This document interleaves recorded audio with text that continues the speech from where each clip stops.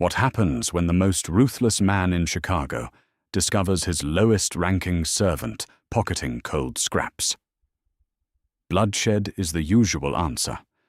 But when Dominic Caruso tracked his overweight, terrified maid into the city's darkest slums, the sight waiting inside her crumbling apartment shattered his entire empire in seconds.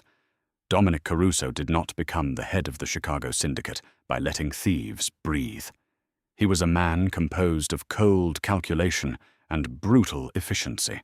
From his third-floor mahogany study, surrounded by the faint scent of Cuban cigars and expensive bourbon, he ruled his empire with an iron fist.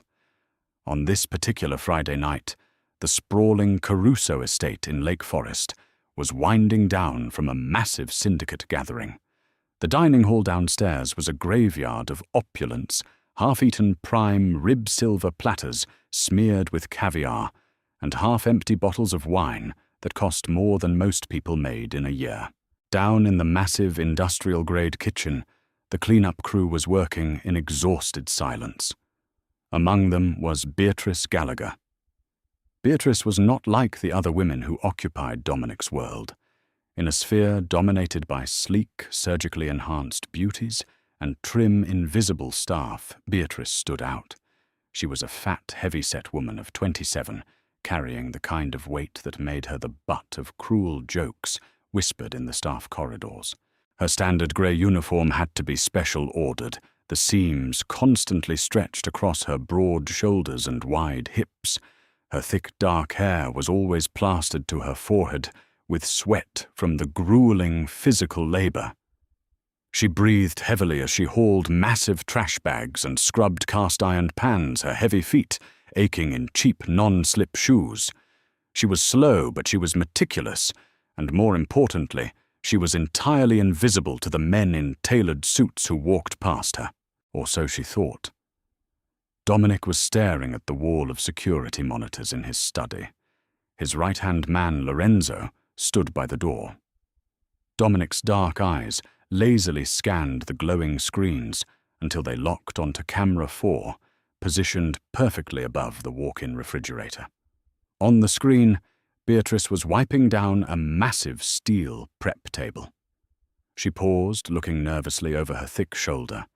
The kitchen manager had just stepped out for a smoke break. Beatrice's large hands, red and blistered from hot water, reached out. She wasn't reaching for a cleaning rag. She was pulling a flattened plastic Tupperware container from the deep pockets of her oversized apron. Dominic leaned forward, resting his chin on his steepled fingers. With frantic, trembling movements, the fat maid began shoveling the discarded leftovers into the container. Slices of rare Wagyu beef, a handful of roasted asparagus, a heavy scoop of truffle mashed potatoes. She didn't eat a single bite herself. She just packed it in her heavy chest, heaving with terrified breaths, tears welling in her eyes as she forced the lid shut. She then slipped the bulky container deep into the lining of her oversized winter coat, hanging by the pantry door. "Do you see this, boss?" Lorenzo growled, stepping up behind Dominic's leather chair. "The fat cow is stealing from your kitchen. It's a matter of principle. You want me to take her down to the basement? Nobody steals from the Carusos. Not $1 million, not a piece of meat." Dominic watched the screen. He watched the way Beatrice wiped her sweating face, the sheer, unadulterated terror radiating from her bulky frame. She wasn't a spy. She wasn't a rival cartel plant. She was a frightened woman risking a bullet to the back of the head for cold potatoes and beef. "No." Dominic said, his voice a low, gravelly baritone that commanded instant obedience. "Leave her. Boss with disrespect if the staff finds out she's pocketing. I said no. Lorenzo." Dominic interrupted his eyes, never leaving the monitor. "A rat steals because it's in its nature. A human steals out of desperation. I want to know what makes a woman terrified of her own shadow risk my wrath for a pound of leftover steak." Lorenzo shifted uncomfortably. "You want me to tail her? Cancel my midnight meeting with the Russians?" Dominic said, standing up and grabbing his black wool overcoat. He checked the magazine of his customized Glock 19 before sliding it into his shoulder holster. "I'm going for a drive." Downstairs, Beatrice's shift finally ended at 1 a.m. She clocked out, wrapping her massive, worn-out coat around her heavy body. She kept her head down, avoiding eye contact with the security guards at the service gate. Every step she took felt like moving through molasses. Her heart hammered against her ribs, her breath pluming in the freezing November air. If they caught her, she knew what these men did. She had scrubbed blood off the basement floor before. She knew the penalty for disrespecting the Caruso family. But as she clutched the cold plastic container through her coat pocket, her jaw set with a fierce maternal determination. She had no choice. She walked out of the wrought iron gates, her heavy frame trudging toward the bus stop at the edge of the affluent neighborhood. A block away, the engine of a sleek, black, unmarked SUV purred to life. Dominic Caruso sat behind the wheel, the headlights killed, blending perfectly into the shadows. He watched the heavy woman stand shivering under the flickering street lamp, and as the late-night city bus hissed to a stop, Dominic slipped the SUV into drive and began the hunt. The bus ride took Beatrice far away from the manicured lawns and towering mansions of Lake Forest. Dominic hung back, staying 2 cars behind the bus as it rattled its way toward the south side of Chicago.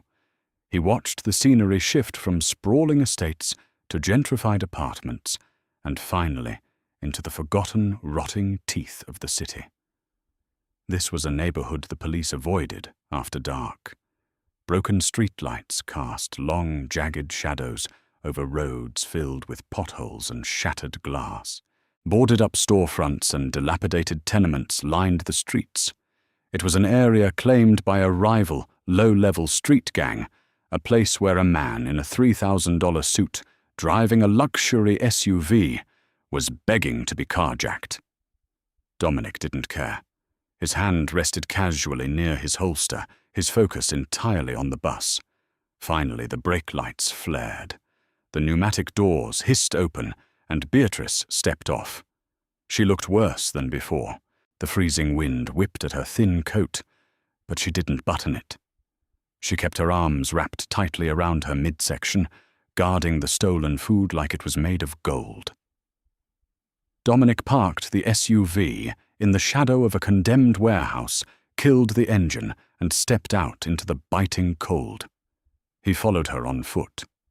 He was a phantom, his footsteps completely silent on the frozen concrete, a stark contrast to the heavy, dragging scuffs of Beatrice's cheap shoes.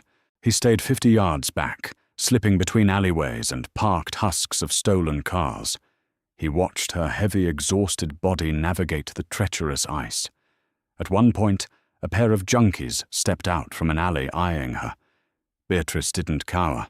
She suddenly stood taller, her broad shoulders squaring, and she reached into her pocket, gripping something hard, perhaps a box cutter. She gave them a look of such feral, desperate warning that the men backed off, muttering curses. Dominic's eyebrows rose slightly. Interesting, he thought. The trembling, sweating maid in his kitchen was suddenly a lioness in the slums. Beatrice finally turned into the courtyard of a crumbling 6-story brick tenement building. The front door was missing entirely, the hinges rusted and broken. She hauled herself up the concrete steps, her breathing heavy and labored. Dominic waited until she disappeared into the dark stairwell before he approached. He slipped inside the building. The air smelled of damp mold, stale urine, and boiled cabbage. He heard her heavy, rhythmic footsteps ascending. 2nd floor, 3rd floor, 4th floor. She was slow, having to stop and catch her breath, leaning her heavy weight against the rotting banisters. Dominic moved like a shadow up the stairs, closing the distance. By the time she reached the 5th floor, he was only a half-flight behind her, hidden in the pitch-black curve of the landing. He heard a key scrape into a rusted lock. A heavy door creaked open. "I'm home, baby." Beatrice's voice echoed out, completely stripped of the fearful stutter she used at the mansion. It was warm, exhausted, and dripping with love. "I brought you something amazing." Dominic crept up to the fifth-floor landing. The door to apartment 5B was shut, but it was incredibly flimsy. The lock was cheap, barely hanging on to the splintered doorframe. Dominic could easily kick it down. Instead, he pulled out a specialized set of lockpicks from his inner coat pocket. He wasn't here to murder her. He was here to uncover the truth. He waited 3 minutes, listening to the muffled sounds of movement inside. Then, with practiced silent precision, he slid the picks into the keyhole. It took him 4 seconds to bypass the cheap mechanism. He turned the knob with agonizing slowness, pushing the door open just a fraction of an inch to peer inside. The apartment was freezing. There was no heating. A single bare light bulb hung from the ceiling, casting a harsh yellow glare over peeled wallpaper and a rotting linoleum floor. In the corner of the small room was a tiny electric space heater, glowing bright orange, aimed directly at a ragged mattress on the floor. Beatrice was kneeling beside the mattress. She had taken off her coat and was shivering in her tight, sweaty uniform. She had opened the stolen Tupperware container, and the smell of expensive Wagyu beef and truffles filled the squalid room. But it wasn't the food that made Dominic Caruso freeze. It wasn't the extreme poverty. It wasn't the heavy-set maid weeping softly as she laid out the cold meat. Dominic's eyes locked onto the figure sitting on the mattress, and his heart, a muscle that had pumped ice water for the last 10 years, violently stopped. Sitting on the bed was a little girl no older than 6. She was painfully thin, her skin pale, wrapped in a threadbare blanket. But that wasn't what paralyzed the Mafia boss. The little girl had striking, piercing violet eyes, a genetic rarity that belonged exclusively to the Caruso bloodline. Dominic had those eyes. His father had those eyes. And more importantly, dangling from the little girl's frail neck was a heavy silver medallion. It was a custom-made, solid silver pendant depicting St. Jude, deeply engraved with a specific family crest. It was the exact necklace Dominic's younger sister Isabella was wearing the night she was kidnapped and supposedly murdered by a rival cartel 7 years ago. The cartel had sent back a finger with Isabella's ring on it, but her body was never found. "Eat, sweetie," Beatrice cooed, her large hands gently stroking the little girl's dark hair. "I promised you I'd get you something good today. Mama Bea promised." The little girl coughed a deep, rattling sound in her small chest and looked up at Beatrice with those unmistakable violet eyes. "Did the scary men at the big house hurt you today, Mama Bea?" "No, my angel," Beatrice lied, her voice cracking as a single tear rolled down her plump, exhausted cheek. "They didn't even notice me. I'm invisible."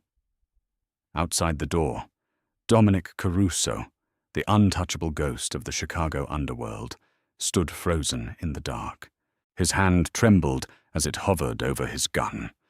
The world as he knew it had just been violently ripped apart, leaving him staring at the impossible ghost of his own bloodline, kept alive by the very woman he had almost ordered killed.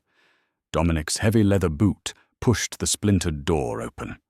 The rusted hinges let out a high-pitched squeal that cut through the freezing apartment like a siren. Beatrice whipped around.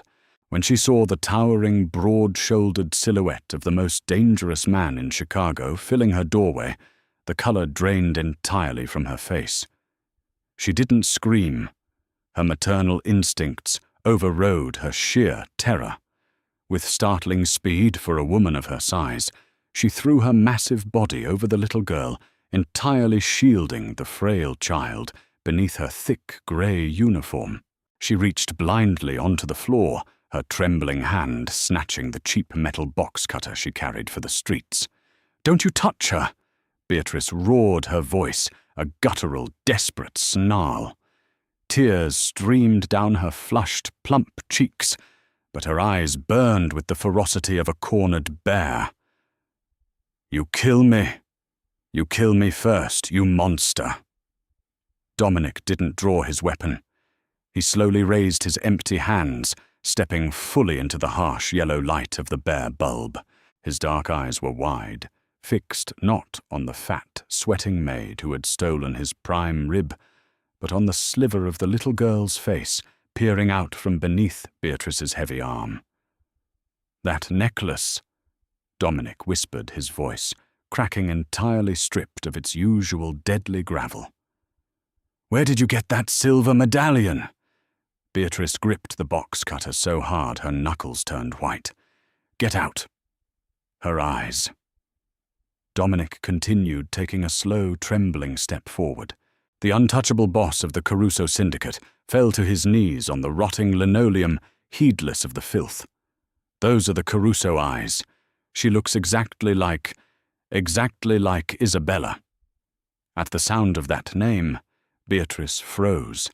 Her heavy chest heaved, her breath pluming in the freezing air. She stared at the hardened mobster, looking for a trick, a trap. But there was no deception in Dominic's face. There was only raw, unadulterated agony and impossible hope. "Her name is Sophia," Beatrice said, her voice shaking violently. She didn't lower the blade. "Isabella named her Sophia." Dominic buried his face in his hands, letting out a ragged, tearing sound that no man in his syndicate had ever heard. It was the sound of a 10-year-old wound being ripped wide open. When he finally looked up, his eyes were wet. "Isabella is alive. Where is she?" Beatrice's fierce expression softened into profound sorrow. She slowly sat up, though she kept one heavy arm protectively wrapped around Sophia. The little girl clutched Beatrice's apron, staring at the crying giant in the expensive suit. "Isabella is gone, Mr. Caruso," Beatrice whispered gently. "She passed away 6 years ago. I was with her." Dominic let out a shuddering breath, the faint hope extinguishing, replaced instantly by a desperate need for the truth. "Tell me. Everything." Beatrice lowered the box cutter, her hands trembling as she stroked Sophia's dark hair. 7 years ago, I wasn't a cleaner.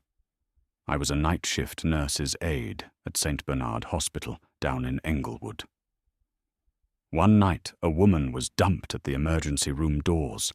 She was severely beaten, malnourished, and heavily pregnant. It was your sister. Dominic's jaw clenched, his knuckles turning white, as he imagined the horrors Isabella had endured at the hands of the rival cartel. She was terrified. Beatrice continued, tears spilling over her full cheeks. She refused to give the doctors her real name. But she bonded with me. I think she felt safe because I was just the big, quiet girl who changed her bandages. When she went into early labor, her heart gave out. She knew she wasn't going to survive the night. Before she slipped away, she pressed that silver medallion into my hand and begged me to take her baby. "Why didn't you bring her to me?" Dominic demanded, his voice thick with a mixture of anger and grief. "You lived in this squalor, starving, stealing scraps, when you could have brought her to her family. I would have given you millions. Because she told me not to." Beatrice fired back, her protective rage flaring again. "Isabella told me the night she was kidnapped it was an inside job. Someone in your inner circle sold her to the cartel. She said if I brought the baby to the Caruso estate, the mole would find out she survived, and they would slaughter the child to cover their tracks." Dominic felt the blood turn to ice in his veins. A mole. Someone he trusted had handed his beloved sister over to the wolves. "So I took her," Beatrice sobbed, looking down at the squalid room. "I forged the hospital records to say the baby died with the mother. I quit my career. I moved to the slums where nobody from your world would ever look. And I took a job scrubbing floors in your kitchen." Dominic stared at the heavy-set woman, his mind reeling. "You purposely infiltrated my estate. I needed to know who it was," Beatrice said, her dark eyes flashing with a brilliant, calculating intelligence that completely belied her unassuming appearance. "I'm fat, Mr. Caruso. I'm fat, slow, and ugly. In a house full of rich, powerful men and beautiful women, I am entirely invisible. Nobody watches the fat maid emptying the trash. Nobody stops talking when I scrub the baseboards." Dominic was awestruck. This woman, mocked by his guards and ignored by his capos, was a master operative hiding in plain sight, enduring grueling labor and poverty just to protect his niece. "Did you find them?" Dominic asked, his voice dropping to a lethal, terrifying whisper. "Did you find the rat?" Beatrice nodded slowly. "I take out the garbage from the executive wing every Tuesday night. 3 times I've seen him intercepting the waste management trucks. He's not tossing trash. He's exchanging encrypted phones and taking manila envelopes from the cartel drivers." "Who?" "The man who stands at your door," Beatrice said, without hesitation. "Lorenzo." The fallout was completely silent and absolutely merciless. Dominic did not return to the Lake Forest mansion that night. Instead, he made a single encrypted phone call to his most fiercely loyal enforcer, a scarred veteran named Matteo. Within 45 minutes, a trio of heavily armored SUVs descended upon the crumbling tenement. Beatrice and Sophia were wrapped in thick, heated wool blankets and ushered out of the freezing slums forever. They were driven straight to a heavily guarded $50 million penthouse in Chicago's elite Gold Coast district, a fortress known only to Dominic's absolute inner circle. For the first time in 6 years, Beatrice slept on a premium mattress in a room where the heat hummed steadily, keeping the bitter winter entirely at bay. The next evening, back at the sprawling Caruso estate, Lorenzo was summoned to the subterranean soundproof basement. He walked down the concrete steps, expecting to interrogate a captured smuggler from the rival Navarro cartel. Instead, he found Dominic sitting motionless in a cold steel chair in the center of the dimly lit room, slowly smoking a Cuban cigar. The heavy, reinforced iron door slammed shut and locked from the outside behind Lorenzo. Dominic didn't yell. He didn't pace. He simply reached into his tailored jacket and tossed a thick, heavy manila envelope onto the blood-stained concrete floor. It burst open upon impact, spilling out dozens of high-resolution photographs Beatrice had meticulously snapped with a cheap burner phone over the last 2 years.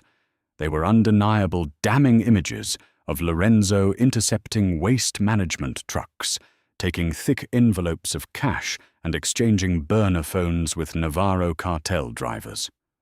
"Boss, wait, I can explain everything." Lorenzo stammered, his face instantly draining of all color as he backed against the cold wall. "It's a setup. You called her a fat cow." Dominic interrupted softly, his violet eyes completely devoid of mercy or warmth. "You said she was stealing scraps from my kitchen. You demanded I punish her. But that invisible, heavy-set woman was the only person in this entire empire carrying the true weight of loyalty." The gunshot that followed was deafening in the concrete room, echoing the absolute finality of Dominic's wrath. With the syndicate brutally purged of its rot, Dominic turned his entire focus to the penthouse. He visited every single day. At first, it was solely to bond with his niece. He flooded the safe house with expensive toys, hired top-tier pediatric specialists like Dr. Harrison to heal Sophia's damaged lungs, and provided an abundance of fierce protective love that he had buried for a decade. But as the weeks melted into months, Dominic found his gaze lingering less on the recovering child and entirely on Beatrice. In his ruthless high society world, women were treated like currency.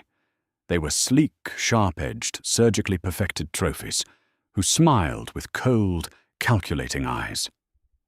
Beatrice was the total, breathtaking antithesis. She was deeply soft, unapologetically thick, with wide hips, heavy thighs, and a loud, warm laugh that brought actual life to the sterile penthouse. She didn't care about his offshore accounts or his lethal reputation. She openly scolded him when he tracked city snow onto her freshly vacuumed rugs, and she spent hours cooking enormous, rich, soul-warming meals from scratch, fiercely banning his hired private chefs from entering her kitchen. One evening, Dominic walked into the penthouse dining room after a brutal day of syndicate negotiations. Beatrice was standing at the stove, humming softly.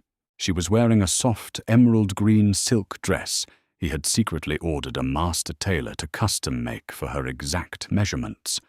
The luxurious fabric draped beautifully over her heavy curves, highlighting the thick, maternal grace that had saved his bloodline.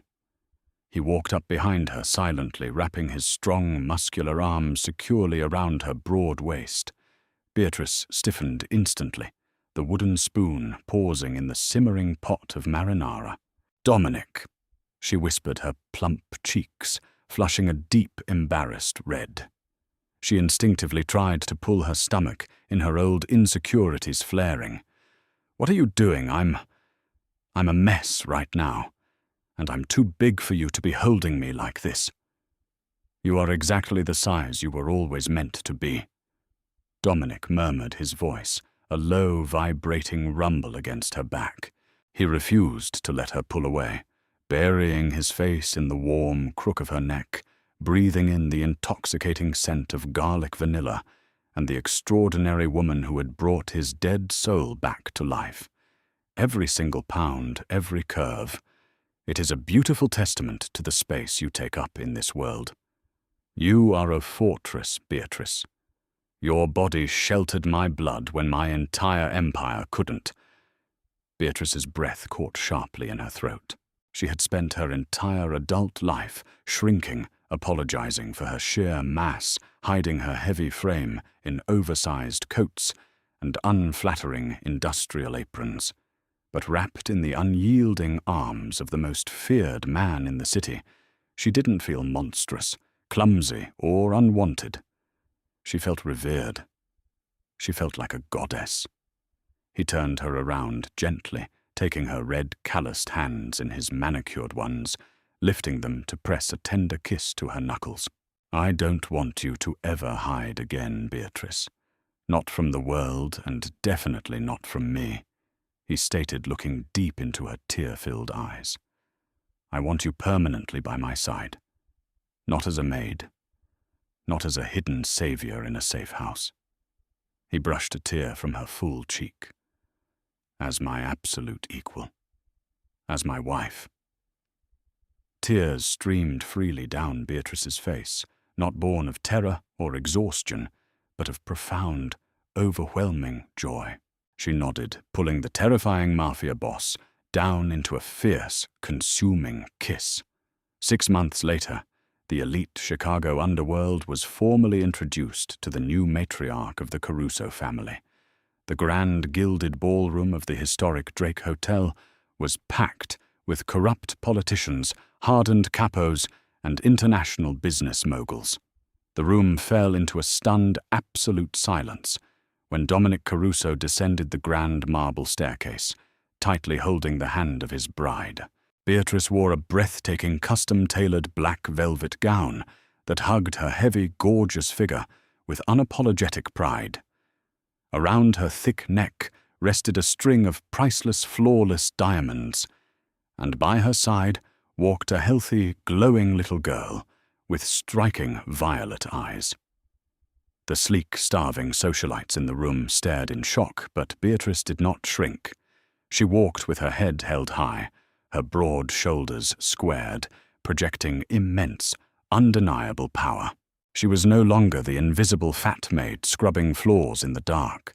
She was the immovable, fiercely loved queen of the Caruso Empire, a woman who had conquered the deadliest underworld in the country, not with bullets, but with stolen scraps of meat, a cheap box cutter, and an unwavering, beautiful heart. Did this incredible story of sacrifice, loyalty, and unexpected romance leave you breathless? Beatrice proved that true beauty and immense power come from the heart, not outward appearances. If you loved seeing this fiercely protective maid transform into the ultimate Mafia queen, hit that like button right now. Don't forget to share this jaw-dropping story with your friends and subscribe to our channel for more thrilling real-life dramas and epic plot twists. See you in the next video.